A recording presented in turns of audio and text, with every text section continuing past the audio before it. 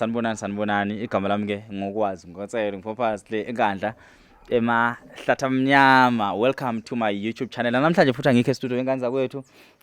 Sibabili ke namhlanje ngishuthela nje no TK. Asikho e-studio ngenxa studio sethu sibhizi. I-Bryce Sound Hub. No Bryce akekho ke funa namhlanje, no Ghost Letter akekho, ngihambela nje ngedwa. I-topic ethu sokhuluma ngayo namhlanje ithi umuntu wakho noma umuntu othandana naye mawufuna ukumbona ukuthi unjani noma ufuna ukwazi ubiyena, mubheke kubantu akaphila nabo, mubheke kubantu abakubo. Akukhethi ubulili, izitho wesifazane, izitho wesilisa. Uma ufuna ukubona indoda yakho ukuthi kusasa izokutreata kanjani, iqale ibheke ngokutreata kwayo abazali bayo.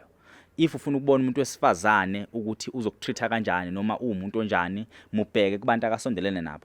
Kuyenzeka ukuthi nithi manisanda kuhlangana naye umuntu abehave in a certain way ezama ukufihla ubuyena, kodwa kuzothi maqhubeka isikhathi uzokwazi ukumbona ukuthi lo muntu kahle kahle umuntu onje ngendlela akaphendula ngayo abanye abantu.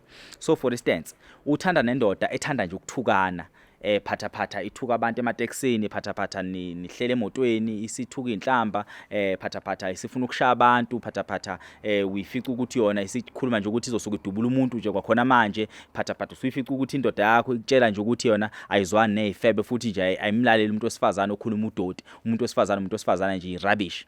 Ukuthi ayikakazi kusho lokho kuwena, kodwa kulindela ukuthi ngolunye usuku uyokusho lokho kuwena, ngoba vele lento la akayibonisa kuloya muntu izo ngolunye usuku uyobuyize kuwena. Awusoza wakwazi ukuyishintsha leyo nto leyo engaye. Ezinye izinto kumele ukwazi ukuyibona ngomuntu wesilisa each and every time mani ku relationship. Umuntu wesifazane omfica yena ekhuluma ukuthi nje yena ngashaya empama, akamsaba umuntu wesilisa nje yena indoda uyayigovozela, indoda uyayifinqela, indoda nje yena akanandaba na ngeke ezwe umuntu wesilisa, futhi nje yena umfana nje ukomunye umuzi ekhulume ethi mina ngalusa inja nje ngiyayishaya. Uvela ubone ukuthi hey awuzakhuluma lo muntu wesifazane emadoda. Ekhuluma futhi umbone ukuthi ngempela kadlali and ukhipha namagama ezinhlamba. Ufuna ukutshela iqiniso ukuthi yonke lento akayishoyo ngomunye umuntu wesilisa ngolunye usuku iyobuya ukuthi ize kuwena. Nanso-ke indaba. Asambe siye lapha kuloya muntu wesifazane okubo. Umuntu wesifazane ohluleka ukuhlonipha uma wakhe. Umuntu wesifazane omfica ukuthi mayekhuluma noma wakhe ukhuluma umathanda futhi uze funa ukugcina kuma wakhe noma ufuna ukugcina kubaba wakhe.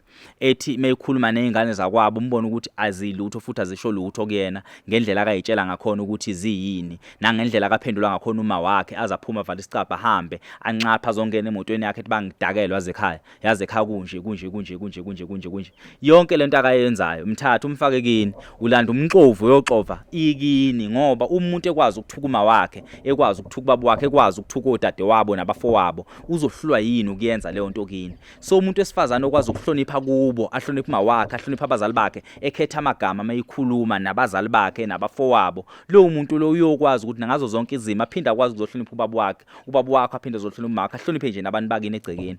Ngoba eqinisweni iqiniso ngomuntu wesifazane noma ngomuntu wesilisa eluwuye ngqo umbona ngalabantu akabajwayele. Nanso-ke into, uma siphila nawe sigcina thina sikwazi uku-accommodate siku-understand. Ngabe wena uready uku-understanda leyo nto ngalo muntu omthatha umlethe empilweni yakho? Wena uready ukuthandana nomuntu wesilisa ovedana thimisa amathe phambi kwabantu akhahlela amabhodlela batshela ukuthi bayizinja futhi engenza nongabe yini mangabe kuyenzeka funa ukudonsa nesibhamu, funa ukudonsa isibhamu, ahambe yolanda umbese ethi wena wena uyangichaphaza, wena ma uyangichaphela, wena baba kade ngakubona ukuthi unje ayenza lento umboni seshintshile nasemehlweni. Wena ngalo sikhathi usewumakoti usafika, wena lento sihlule ukubona ukuthi hey ngalunye usuku lo muntu uyithatha lento ayishintsha ilethe kumina. So ezinye izinto thina zithi siyibona as ama red flags ngabantu bethi sibathandayo, ngoba nakho izinto abakazenzi kuthina mase sicabanga ukuthi abasoze bazenza kuthina. Uma umuntu uphila naye esempilweni yakho kuningi akangakakwenzi kodwa akasejwayele ukwenza kwabanye akaphila nabo. So that's why kunesizulu esithi noma kunesinto esithi inyoni zohlobo lodwa zindiza ndawonye. So umuntu wakho wesilisa ethi yena akawathanda amantombazane futhi yena akazenza into ezithile kodwa uthi umuntu uyabheka abangani bakhe akaphila nabo bonke benza leyo nto leyo, kwenziwa yini ukuthi lo muntu wakho yena yonke lento yenziwa abangani bakhe akayenzi? Bahlanganiswe yini kahle labantu lapha? Yini le yabenza ukuthi nje be attractane kube ukuthi bona bayazwana? So kufana nokuthi ubona indoda yakhe lokho ifika nemali ekhaya kodwa uyazi ukuthi sebenzaphi kodwa abangani bawo bayizigebengu uyabona futhi abangani bakhe bayizigebengu nakakufithi ukuthi abangani bakhe bayizigebengu wena nokumbuza ukuthi labangani bakhe bayizigebengu phila kanjani nabethi hayi phela ibona bayizigebengu angimine ngisigebengu nongaba kasona isigebengu esambe siyokhomba amabhenki njengabangani bakhe kodwa khona somehow abasizana khona ngobugebengu obuthile and bayakwazi ukuthi besizane endaweni ethile ngobugebengu babo even wisho ubugebengu bakhe abusho ukuthi udonsa isibhampati somehow kukhona labasebenzisana khona ngobugebengu babo. So if nomuntu wakho othanda amantombazana noma unomuntu wesifazane othanda nomuntu wakho oshade naye noma nomuntu wakho ojola naye onabangani abathanda amadoda wena masuku lokhu uzifula uthi baze bayizife abangani bakho baze bawukuthi nokuthi abangani bakho ukhuluma impela ngonondindo ohleli naye phansi endlini ikuzimalanga ngaze ngeyikhuluma lento ukuthi umfice ehlebezele exoxele ukuthi hey baze bamjolela uPrice abamjolela uPrice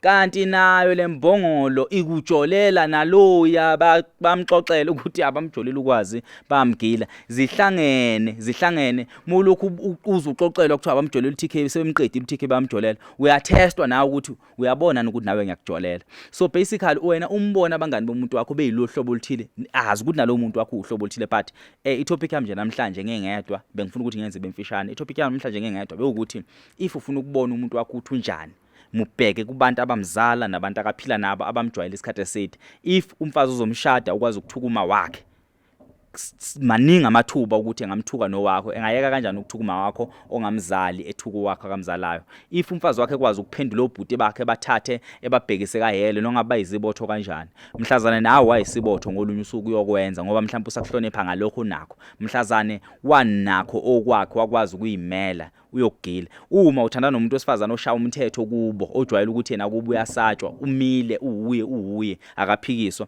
nala emzini wakho ukuhamba isikhathi awushaya umthetho futhi ame ukuphendula ungabi lutho uma uthandana nendoda eundlovuka iphikiswa indoda eyazi ukuthi umuntu wesifazana akayilutho ngendlela etreatha ngakhona abantu besifazane nangendlela abantu besifazane batreatha ngathi abayilutho ngolunye usuku leyo ndoda leyo nawe kuyokwenza kungabi lutho ngoba uhluke lutho awuhluke ngalutho kwabanye abantu abatreatha ngalendlela abatreatha ngayo.